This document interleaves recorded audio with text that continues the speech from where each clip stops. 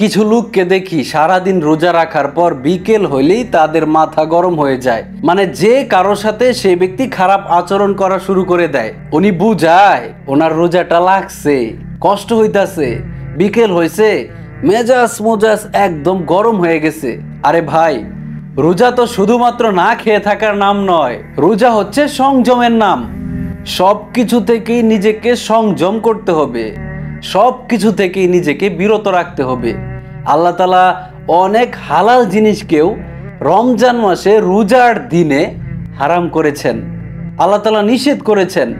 আর আপনি একটা মানুষের সাথে খারাপ আচরণ করছেন, একটা মানুষের সাথে বাজেভাবে কথা বলছেন, তার সাথে রাগ দেখাচ্ছেন, তার সাথে আপনি মেজাজ দেখিয়ে কথা বলছেন, তাকে বকাবকি করতেছেন, তাকে গালি দিচ্ছেন। রোজা তো শুধু আপনার জন্য নয়, সকল মুসলমানের জন্যই রোজা। হতে পারে আপনি যে ব্যক্তিটাকে গালি দিচ্ছেন, যার সাথে খারাপ আচরণ করতেছেন, সেই ব্যক্তিটাও রোজা। তাহলে আপনি একজন রোজাদার হয়ে কিভাবে একজন রোজাদারের সাথে এরকম খারাপ আচরণ করতে পারেন? এই অধিকার তো আল্লাহ তাআলা আপনাকে দেয় নাই।